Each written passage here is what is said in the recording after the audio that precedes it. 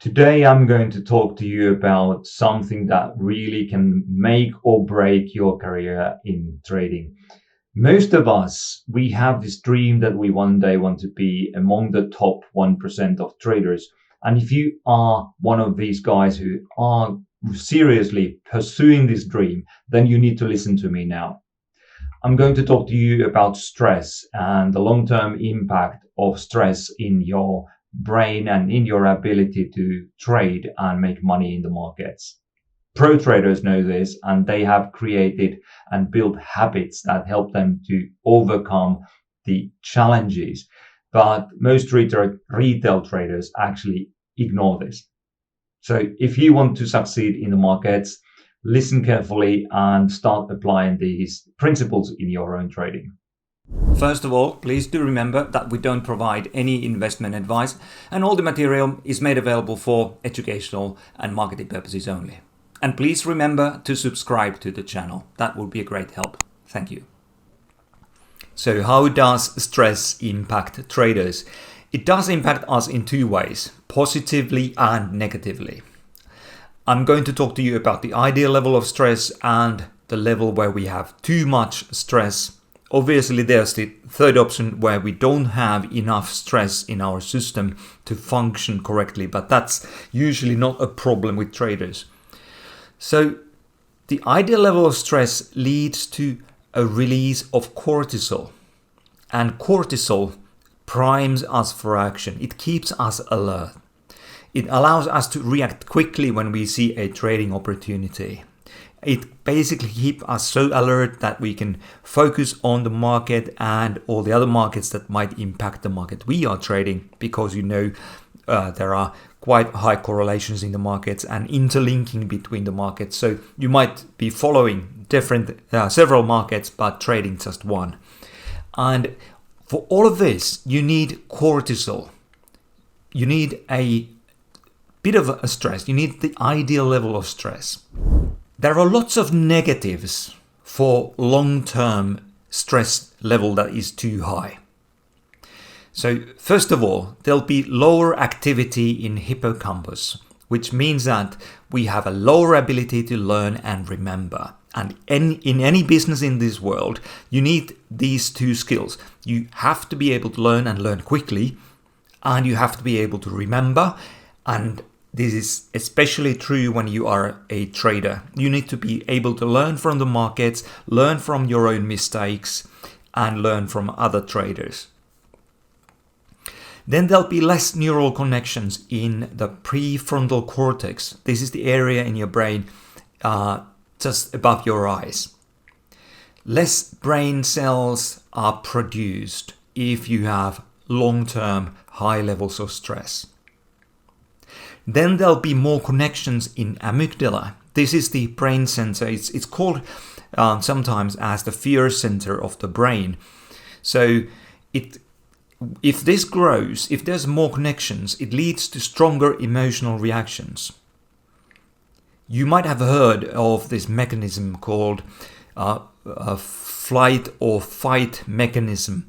So this is the brain area that is responsible for you being able to flee or fight.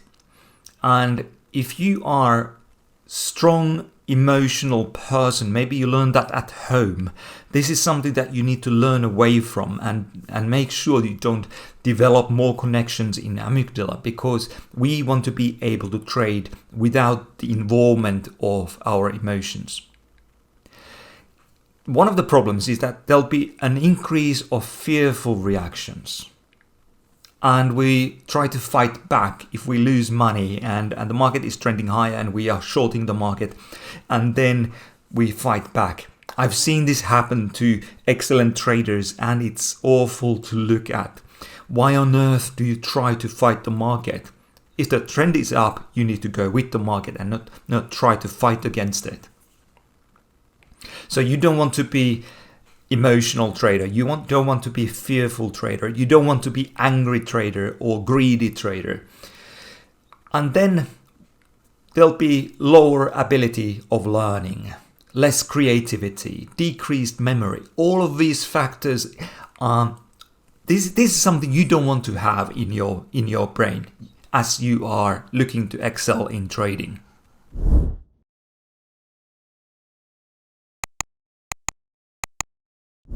Next, I want to talk to you something about phenomenon called brain plasticity.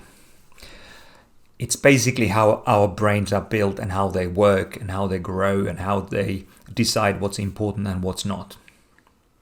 Now, we can decide what we teach to our brains. Because our brains are learning constantly, there is the danger that they learn wrong stuff. But the good news is that you and I can decide what the brain learns. And we do this by creating and maintaining habits. So the habits we create and maintain on a daily basis, they strengthen certain areas in our brains. This is called neuroplasticity. And this is a very, very powerful concept for us traders to learn about. If we create the right habits and don't deviate from them, then we support the growth of neural connections in those brain regions that are vital for trading success. Right habits create neural connections that help us in cognitive functions like those we talked about before: problem solving, memory, ability to learn. And the right habits also keep the stress levels low. Wrong kinds of habits lead to increased levels of stress, which in turn leads to deterioration in our problem-solving skills and memory. I'm kind of underlining this again and again and again so that you understand how important, how crucial this concept is. Now, in trading, wrong kinds of habits lead to trading losses, fear of missing out. They lead to small profits and big losses. They lead to increased levels of stress and then, again, to deterioration in our problem-solving skills. And I'm sure you know already that all this just makes sure that we keep on losing money in the markets.